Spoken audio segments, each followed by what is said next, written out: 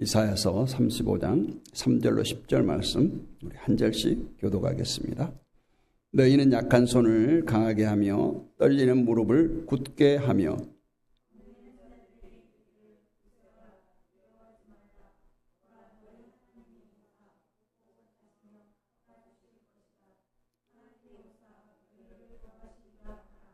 그때 맹인의 눈이 밝을 것이며 못 듣는 사람의 귀가 열릴 것이며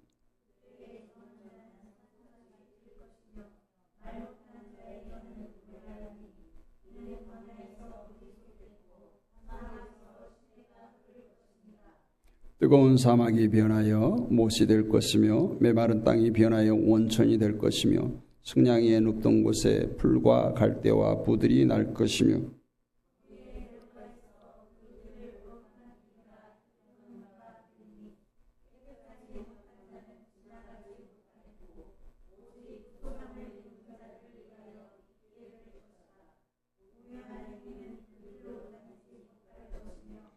거기에는 사자가 없고 사나운 짐승이 그리로 올라가지 아니하므로 그것을 만나지 못하겠고 오직 구속함을 받은 자만 그리로 행할 것이며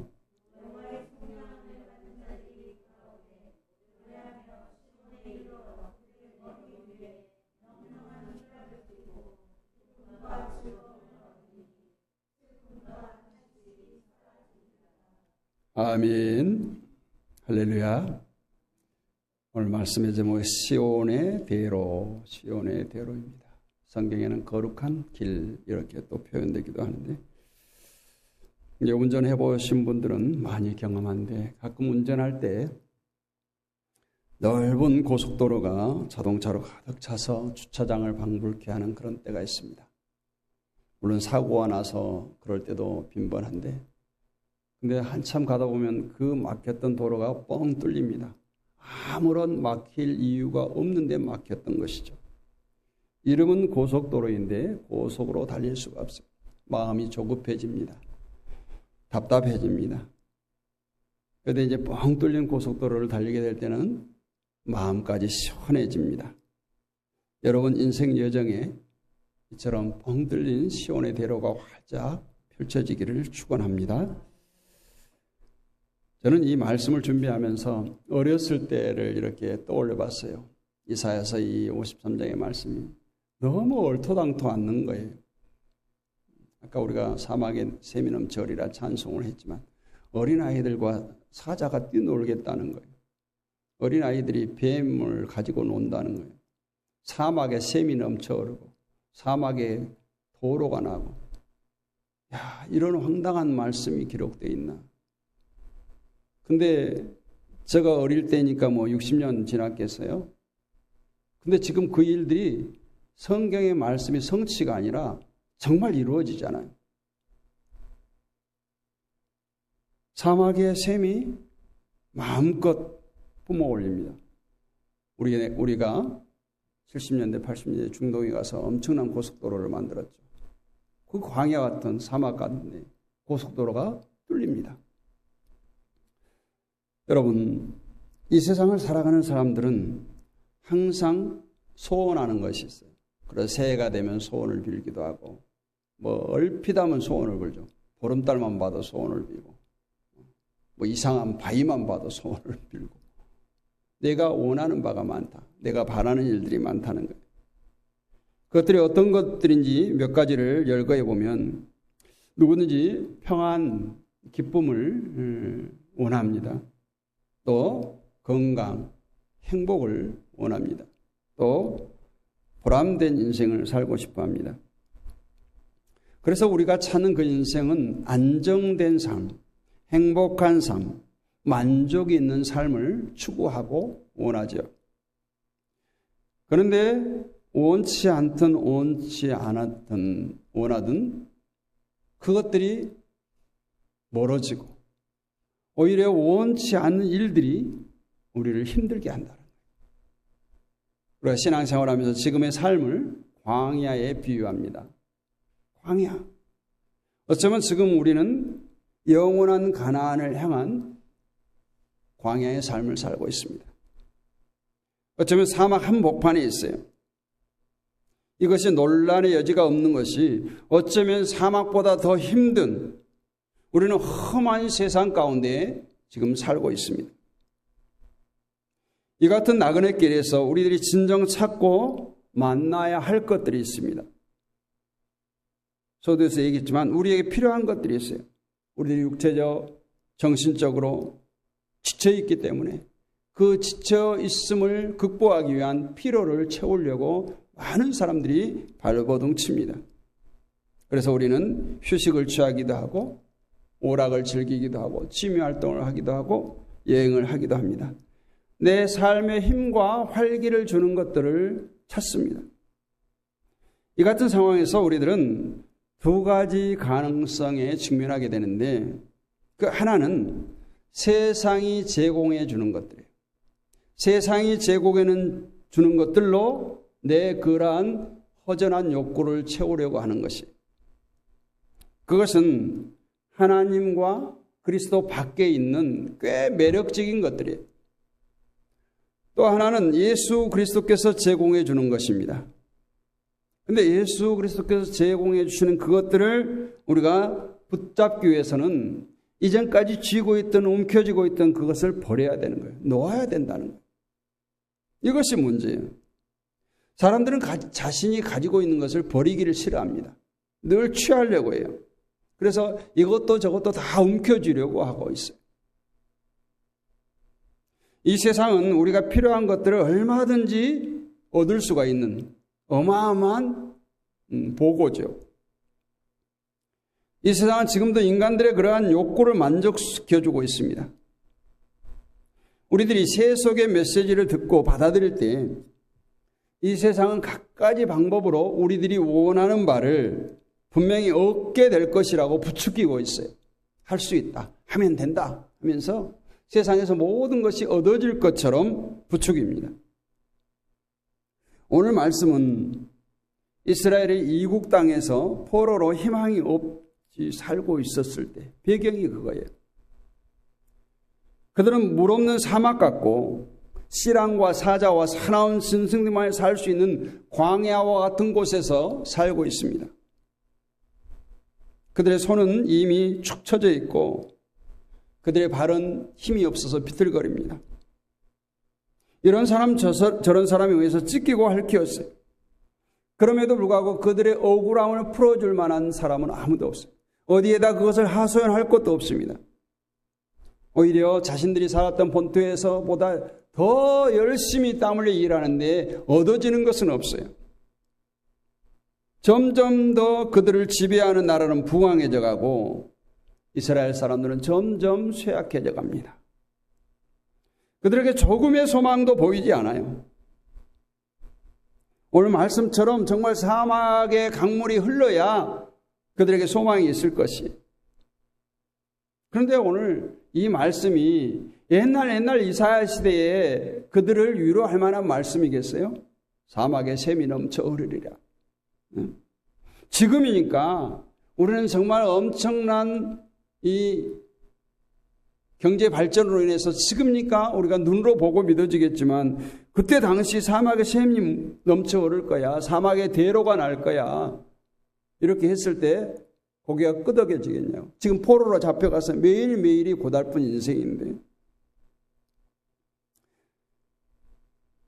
광야의 길이 뚫려야 그들에게 소망이 있을 거예요. 사막에 샘이 넘쳐야 그들에게 소망이 있어요. 그런데 어떻게 당시에 광야의 대로가 수축될 수 있겠어요? 그토록 하나님의 선민 이스라엘 백성 그들에게는 정말 소망은 없는 흑암만이 짙게 덮고 있어요. 절망뿐이었어요. 희망적인 메시지를 던져주고 있다라는 거예요. 오늘 3절 4절을 다시 봅니다. 너희는 약한 손을 강하게 하며 떨리는 무릎을 곧게 하며 겁내는 자들에게 이르기를 굳세어라 두려워하지 말라. 보라 너희 하나님이 오사 보복하시며 갚아주실 것이라. 하나님이 오사 너희를 구하시리라. 살아계신 하나님께서 전능하신 하나님께서 그들을 찾아오셔서 도우시고 구해 주신다는 거예요. 보수하시고 원수를 갚아주시고 구원하신다고 말씀합니다. 하나님이 오시면 하나님께서 그들의 소망이 되어 주시겠다는 거예요. 누가요? 하나님. 전능하신 하나님께서 그들의 소망이 되어주시겠다는 거예요. 근데 이 날이 언제입니까? 주님이 오시는 날. 주님이 오시는 날. 주님이 오시는 날 소경은 눈을 뜨고 귀모르는 귀가 열릴 것이고 저는 자들이 사슴과 같이 뛸 것이라고 말씀하고 있어요. 오늘 광야, 사막, 메마른 땅 이것들은 모두가 그때 당시에 인간의 심령 상태가 이렇다 하는 것을 보여주는 말씀들이에요. 이러한 인간의 심령 가운데 물이 솟겠고 시내가 흐르고 원천으로 변화되겠다라는 거예요. 사막에 샘이 터질 거라는 거예요. 신앙과 사자가 살던 곳이 낙원이 된다는 것입니다. 오늘 여러 가지 식물이 나오는데 부들, 여러분 우리 양주고을에는 부들이 많이 있어요. 부들은 어떤 곳에 살아요? 수생식물이에요. 농 가장자리 같은데 1년 내내 물이 고여있는데 살 수 있는, 나중에 꽃인지 열매인지 모르지만 오뎅처럼 이렇게 해가 올라오잖아요. 사막에 부들이 산다? 상상할 수 없는 거예요. 그런데 오늘 예수께서 오시면, 구세주가 오시면 낙원이 된다는 거예요. 이 말씀은 하나님께서 이스라엘 백성들에게 유일한 소망이 되심을 말씀하고 있습니다. 지금 이스라엘은 현실은 절망이에요. 도저히 희망이란 찾아볼 수 없어요. 그러나 절망이 아니라 소망이 있다고 오늘 말씀을 주십니다. 계속해서 성경은 시온의 대로가 열릴 것을 8절에서 말씀하고 있어요. 거기에 대로가 있어 그 길은 거룩한 길이라 일컫는 바 되리니 깨끗하지 못한 자는 지나가지 못하겠고 오직 구속함을 입은 자들을 위하여 있게 될 것이라. 우매한 행위는 그 길로 다니지 못할 것이라. 그때 당시 이스라엘은 상상할 수 없는 말씀이죠. 사람으로서는 전혀 예상할 수 없는 일이에요. 이처럼 하나님은 절망 가운데 있는 그들에게 소망이 되어주시겠다는 거예요. 하나님께서 다니시는 길은 시온의 대로예요. 그 길은 거룩한 길입니다. 거룩한 마음에 하나님께서 오신다는 거예요. 거룩한 삶 속에 하나님께서 찾아오십니다. 우리가 거룩할 때, 우리가 거룩한 삶을 살 때 하나님께서 우리를 위해서 일하신 줄로 믿습니다. 그래서 거룩한 예배와 거룩한 공동체에서 하나님의 임재를 경험하게 되는 거예요. 또 기도를 응답해 주시고 큰 능력을 나타내시고 놀라운 은혜를 베푸신 거예요.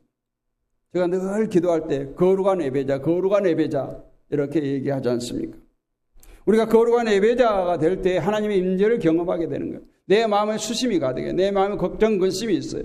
지금 몸은 여기 나와 있는데 세상에 많은 일들로 지금 머릿속이 복잡해요. 그런 가운데 성령의 임재를, 하나님의 임재를 경험할 수 없다는 거예요. 거룩이란 것이 그거예요. 내 마음이 깨끗해야 돼요. 하나님으로 충만해야 돼요. 이스라엘 백성은 하나님의 부르심을 입은 후에도 하나님을 신뢰하지 못합니다. 그들은 어려움이 직면할 때마다 더욱더 하나님을 붙든 것이 아니라 애굽의 종되었던, 애굽에서 종살이했던 그 생활을 추억하게 돼요. 그때가 더 나았다고 말합니다. 그들은 언제나 나약했어요. 전능하신 하나님을 바라보지 못했어요. 그런데 그들의 후손들도 마찬가지였습니다. 그들의 후손들은 매일 넘어지고 헛된 것을 추구하며 하나님을 슬프게 합니다. 그러나 오늘 말씀 3절을 보면 새 시대에는 하나님의 신이 모든 백성에 임하기 때문에 백성들이 두려워하지 않고 담대해진다고 말씀합니다. 그들은 결코 물러서지 아니하며 과거로 돌아가지 않고 과거를 회상하지 않습니다.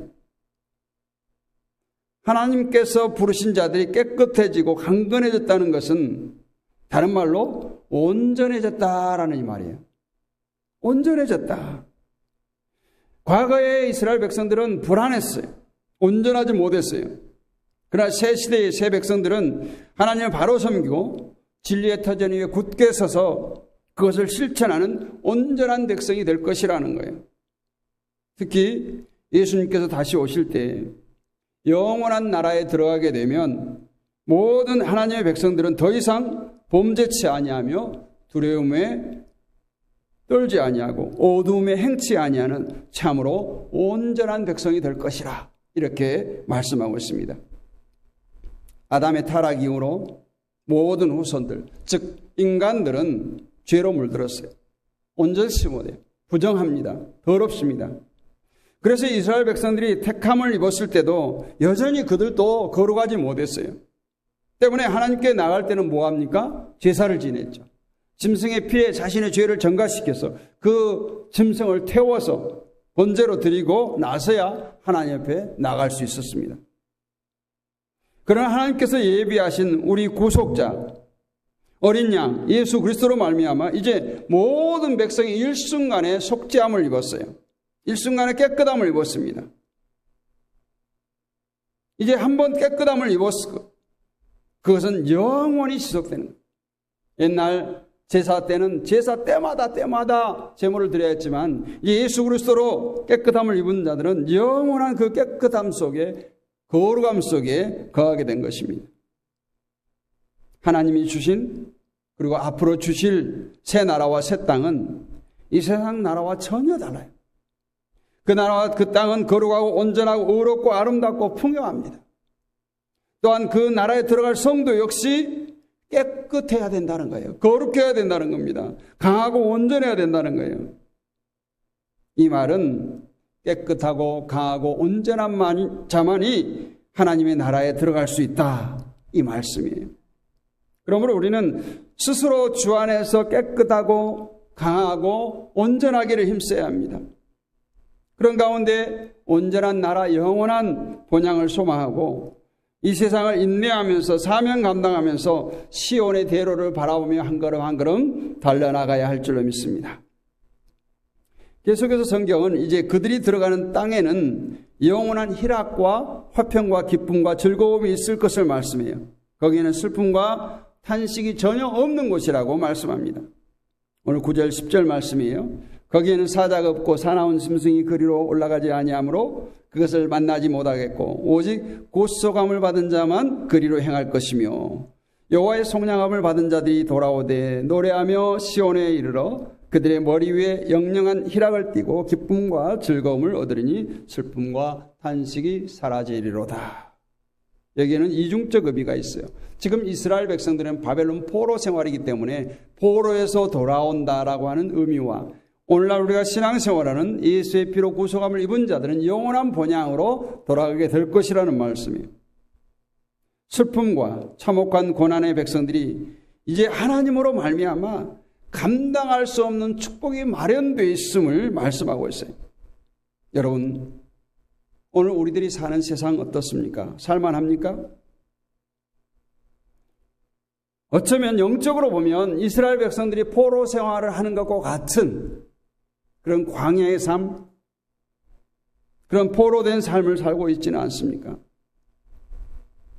이스라엘 사람들이 외국 땅에서 포로가 되어서 소망 없이 살던 것처럼 소망이 없이 사는 사람들이 얼마나 많아요. 소망이 없으니까 자살하지 않아요. 소망이 없으니까 마약을 하지 않습니까? 소망이 없으니까 그런 대로 살아가요. 뭐 노숙자들이 노숙자가 되고 싶어서 됐겠습니까? 그들에게 소망이 없으니까 그렇게 사는 거예요. 소망이 있는 사람들은 정말 하루하루 열심히 살아갑니다. 근데 오늘 이스라엘 백성들은 열심히 일을 하면 할수록 자기들을 지배하는 나라는 부강해져 가고 자기들은 얻는 것이 점점 없어지는 거예요. 본국에서는 열심히 하면 그 소출을 마음껏 내가 누릴 수 있었는데 종된 삶을 살다 보니까 다 빼앗긴 거예요. 오늘날도 열심히 일을 하지만 정말 소망 없이 사는 사람들도 있어요. 어떤 사람들은 시한부 인생으로 긴긴 밤을 불안과 공포로 보내는 사람들도 있습니다. 또는 세상 친한 사람에게 배신을 당하고 소가리를 하는 사람들도 있어요. 쾌락의 종이 되어서 욕정에 사로잡혀서 불쌍하게 사는 사람들도 있어요. 그렇게 믿고 사랑했던 사람으로부터 버림을 받고 아픈 눈물을 흘리는 사람도 있어요. 바로 이와 같은 세상 가운데 소망의 빛으로 오신 주님께서 저들을 찾아서 소망의 빛을 비춰주십니다. 그것이 바로 사막에 물이 터지게 하고 광야에 길이 나게 하겠다라는 거예요. 예, 성경은 말씀합니다. 그런 지친 영혼들에게 말씀해요. 수고하고 무거운 짐진 자들아 다 내게로 오라. 내가 너희를 쉬게 하리라. 또 요한복음 7장 37절에서 명절 끝날 곧 큰 날에 예수께서 서서 외쳐가라사대 누구든지 목마르거든 내게로 와서 마시라. 누구든지 목마르거든 내게로 와서 마시라. 너희들이 뭘로 갈급해 하느냐? 뭘로 목말라 하느냐? 모든 것을 채워주고 육신의 목마름 뿐만 아니라 너희들이 지금 갈급해하는 것들, 너희들이 지금 10년 가운데 피로를 채워주겠다라는 거예요. 마가복음 22장에 보면은 야이로라고 하는 사람이 나옵니다. 우리가 잘 알죠. 회당장 야이로. 자기 자신보다 훨씬 더 사랑하는 12살 된 딸이 있었어요. 근데 어느 날 이 아이가 죽어갑니다. 이약 저약 다 먹여봐도 병원도 위중해 갑니다. 이 의원 저 의원 다 찾아다녀봤지만 병세는 계속 악화돼 몸은 야이고 생명은 점점 꺼져갑니다. 야이로는 차라리 자기 목숨을 버려서라도 딸과 바꿀 수 있다라면 좋겠다 이런 생각을 했을 겁니다. 야이로는 회당장이라고 했죠. 유대의 종교 지도자였어요. 당시 종교 지도자들은 한결같이 예수님을 믿지 않았어요. 예수님을 배척했어요. 예수님과 상종도 하지 않았어요. 그런데 야이로는 이제 그런 것 저런 거 따질 때가 아니에요. 그렇게 사랑하는 딸이 지금 숨이 끊어지고 있어요. 야이로는 체면도 가릴 것 없이 예수님께 나가서 무릎을 꿇습니다. 마가복음 22장 5절에 보면 그가 많은 사람들이 보이는 가운데, 종들이 보는 가운데, 신하들이 보이는 가운데 예수님께 무릎을 꿇어요. 이제 예수님께서 그 야이로와 함께 야이로의 집으로 향해 갑니다. 그런데 가던 길에 야이로 집에서 소식이 오는데 딸이 죽었다는 거예요. 사랑한 딸이 죽었다는 겁니다. 야이로가 절망합니다. 죽음은 끝이에요. 끝일까요? 죽음은 인간의 편에서 보면 끝이지만 하나님께는 새로운 시작이에요. 인간의 끝은 하나님의 시작입니다. 그래서 주님께서 말씀해요. 오늘 본문의 말씀과 똑같이 말아요. 두려워하지 말고 믿기만 하라. 두려워하지 말고 믿기만 하라. 굳세어라 두려워하지 말라. 보라 너희 하나님이 오사 보복하시며 갚아주실 것이라. 하나님이 오사 너희를 구하시리라. 이 말씀인 거예요. 절망을 소망으로 바꿔주는 내가 여기 있다라는 거예요. 주님이 내가 너희와 함께 하고 있다. 생명의 주인이 여기 있다. 나를 믿으라. 두려워하지 말라는 거예요. 죽음까지 생명으로 바꿔주시는 그 주님이 내가 너희와 함께 있다는 것이고 나를 믿으라는 거예요. 근데 회당장 야이로는 믿음이 좋았어요. 예수님을 믿었어요. 신뢰했어요. 야이로는 흑암이 덮여있는 자기 집으로 예수님을 인도해 갑니다. 정말 절망 중에 있는 자기 집에 예수님을 인도했어요. 그런데 예수님은 죽은 야이로의 딸을 보고 달리다고 소녀야 내가 말하노니 일어나라 외칩니다. 근데 여러분 이 소녀가 일어나는 거예요. 잠자다가 부시시 깬 것처럼 멀쩡하게 살아납니다. 이것이 오늘 말씀의 핵심이에요. 소망 중에 오신 주님은 순식간에 절망을 소망으로 바꿔주시는 분이세요. 죽음을 생명으로 바꿔줍니다. 예수님을 만나면 끝납니다. 하나님을 만나면 끝납니다. 사랑하는 성도 여러분, 이 예수님이 우리의 구주시잖아요. 예수님은 이 세상에 소망의 빛으로 오셨어요. 누구든지 주님을 영접하는 자는 하나님의 자녀가 되는 권세를 주셨어요. 누구든지 주님을 영접하는 자는 세상이 감당치 못할 놀라운 은혜를 입게 됩니다. 세상에서 누리지 못한 기쁨을 얻습니다. 참 만족을 얻습니다. 누구든지 예수님을 영접하는 자는 어둠의 자리에서 빛의 자리로 옮겨집니다. 이에 성경은 다음과 같이 말씀합니다. 골로새서 1장 13절에서 그가 우리를 흑암의 권세에서 건져내사 그의 사랑의 아들의 나라로 옮기셨다라고 말씀해요. 아들의 나라로 옮기셨다. 그렇습니다. 주님을 만나면 기쁜 절망의 자리가 소망의 자리로 바뀌어집니다.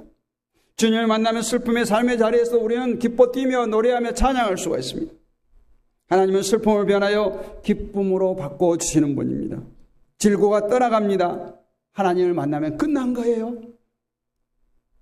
하나님을 진짜로 인격적으로 만나시기를 원합니다. 제가 잘 예화로 드는 스파포드 이야기를 또 한번 하겠습니다. 변호사고 법리학 교수인 스파포드 이야기는 우리에게 많은 감동을 주는데 그의 집이 화재로 완전히 불타버렸어요. 많은 교우들이 와서 위로할 때 스파포드는 오히려 그 교우들을 위로했습니다. 그런데 얼마 후에 아내와 네 자녀가 이제 영국으로 배를 타고 가다가 여객선이 침몰합니다. 침몰될 때 아내와 네 자녀는 무릎을 꿇고 하나님께 이렇게 기도합니다. 저희의 생명을 구원하소서. 그러나 죽음이 당신이 뜻이라면 기꺼이 받겠습니다. 결국 침몰 사고로 네 자녀는 세상을 떠나고 부인 혼자 기적적으로 구출되었어요. 아내가 영국에서 남편 스파포드에게 전보를 보내왔습니다. 홀로 구조됨. 스파포드는 즉시 아내가 기다리는 영국으로 여객선을 타고 달려갑니다. 근데 한참 가다가 선장이 갑판 위에서 부릅니다. 스파포드 씨 오시라. 이곳에서 당신의 자녀들이 희생되었습니다. 정말 스파포드는 갑판에서 혼자 울며 가슴을 찢었습니다. 자기 생명보다 사랑한 자녀들을 넷이나 잃었어요. 그러니까 하나님께 이렇게 기도합니다. 하나님 어찌 이럴 수가 있습니까? 왜 하나님 나에게 이렇습니까? 항의하면서 기도를 듣습니다. 그러던 중에 하나님의 음성이 들려옵니다. 내 자녀는 모두 구원받아서 지금 내 품에 있느니라. 그의 영혼에 갑자기 빛이 비추기 시작했습니다. 절망 중에도 어디서 밀려오는지 세상에서 알지 못하는 평화가 몰려오는 것을 느꼈어요. 그리고 펜을 꺼내서 그는 열심히 끄적끄적 시를 적습니다. 그 시가 바로 내 평생에 가는 길. 지금 찬송가 413장이죠. 사랑하는 성도 여러분, 내 평생에 가는 길이 순탄하여 늘 잔잔한 강 같든지 금풍바로 무섭고 어렵든지 주님 안에서 참 평안을 누리시기를 원합니다. 주님 안에서 우리는 평화를 누릴 수가 있어요. 주님이 이 세상의 소망입니다. 슬픈 자의 눈물을 기쁨으로 바꿔주십니다. 사망을 생명으로 바꿔주십니다. 고난을 축복으로 바꿔주십니다. 주님은 오늘 또 사막과 같은 광야의 깊은 사망의 골짜기에서 고통당하고 있는 사람들에게 내게로 오라고 손짓하고 있어요. 우리를 통해서 그들에게 소망이 전달되기를 원하시고 계세요. 이 성경은 이렇게 증거해요. 베드로전서 3장 15절에 너희 마음에 그리스도를 주로 삼아 거룩하게 하고 너희 속에 있는 소망에 관한 이유를 묻는 자에게 대답할 것을 항상 예비하되. 우리에게 소망을 묻는 자에게 대답할 것을 항상 예비하라고 해요. 여러분 대답할 준비 됐습니까? 그 대답이 오늘 본문 4절이에요. 소망에 관한 이유를 묻는 자에게 여러분 대답하십시오. 겁내는 자들에게 굳세어라, 두려워하지 말라, 보라 너희 하나님이 오사 보복하시며 갚아주실 것이라, 하나님이 오사 너희를 구하시리라, 이렇게 대답하시기를 원합니다. 주께서 허락하신 시온의 대로는 사막이 낙원으로 변하는 거룩한 길이에요. 이 시온의 대로는 거룩한 자들이 간다고 합니다. 시온의 대로는 영원한 나라의 길입니다. 시온의 대로는 오직 예수 그리스도 안에서 허락된 길이에요. 시편 84편 5절 6절 말씀에 보면 주께 힘을 얻고 그 마음에 시온의 대로가 있는 자는 복이 있나이다. 그들이 눈물 골짜기로 지나갈 때에 그곳에 많은 샘이 있을 것이며 이른 비가 복을 채워주실 것이라. 그 마음에 시온의 대로가 있는 자는 복이 있다라고 분명히 성경은 말씀합니다. 다시 말해서 그들은 하나님 안에서 얻는 행복을 그들의 목적으로 정하고 하나님께로 인도하는 모든 길을 기뻐하며 살아간다는 거예요. 그래서 시온의 대로를 활짝 열어주신 주님을 맞으면서 또 다시 오실 주님을 맞을 준비를 하면서 사명 감당 잘하는 우리 모두가 되기를 원합니다. 오늘의 말씀의 결론과 같은 말씀이 이사야 11장에 있어서 말씀을 드립니다. 이사야 11장 6절 이하를 보면 그때 이리가 어린 양과 함께 살며 표범이 어린 염소와 함께 누우며 송아지와 어린 사자와 살찐 짐승이 함께 있어 어린 아이에게 끌리며 암소와 곰이 함께 먹으며 그것들의 새끼가 함께 엎드리며 사자가 소처럼 풀을 먹을 것이며 젖먹는 아이가 독사의 구멍에서 장난하며 젖된 아이가 독사의 굴에 손을 넣을 것이라. 내 거룩한 산 모든 곳에서 해됨도 없고 상함도 없을 것이니 이는 물이 바다를 덮음같이 여호와를 아는 지식이 세상에 충만할 것입니다. 그날에 이새의 뿌리에서 한 싹이 나서 만민의 기치로 설 것이요 열방이 그에게로 돌아오리니 그가 거한 곳이 영화로우리라. 여기 마지막 절에 보니까 이새의 뿌리에서 난 싹, 이새의 뿌리에서 난 싹 누구겠어요? 예수 그리스도. 예수. 우리 다 같이 한번 외쳐볼까요? 예수 그리스도는 행복의 시작입니다. 예수 그리스도는 세상의 소망입니다. 정말 맞는 얘기예요. 정말 우리를 소망의 도구로 삼아달라고. 오늘 정말 누군가가 나에게 소망의 돌파구를 물을 때 분명히 대답할 수 있는 여러분이 되시기를 원합니다. 진정한 하나님의 축복은 다른 데 있지 않아요. 예수 안에 있습니다. 가장 부유한 하나님께서 나의 아버지 되시고 진정한 축복은, 진정한 행복은 성령의 임재 가운데 주께서 예비하신 시온의 대로를 가는 거예요. 사랑하는 성도 여러분, 거룩의 옷을 입으시기를 원합니다. 그리고 오직 예수 안에서 전능자께서 펼쳐주시는 시온의 대로에 그 축복을 누리시는 여러분이 되시기를 주님의 이름으로 축복합니다. 거룩하신 아버지 하나님, 은혜를 감사합니다. 오늘 또 우리에게 시온의 대로를 열어주시고 예수를 통해서 그 길을 가게 하시니 감사합니다. 오늘 또 거룩한 예배자로 세워주셨사오니 이 시온의 대로의 기쁨, 축복을 마음껏 누리는 우리 모두가 되게 하여 주옵소서. 아버지 하나님, 우리 주변에 많은 영혼들이 지쳐 있습니다. 소망 없이 살아갑니다. 그들에게 예수 소망을 증거하는 자로 살게 하여 주옵소서. 분명히 말씀합니다. 두려워하지 말라. 보라, 너희 하나님이 오사 보복하시며 갚아주실 것이라. 하나님이 오사 너희를 구하시리라 하셨습니다. 이 말씀이 나에게 주신 말씀이요, 또 내가 그러한 소망에 관한 이유를 묻는 자에게 대답할 것임을 깨닫게 하시고 항상 예비하여서 온유와 두려움으로 살아가는 우리 모두가 되게 하옵소서. 위사옵고 살아계신 우리 주 예수 그리스도의 이름으로 감사드리고 기도하옵나이다.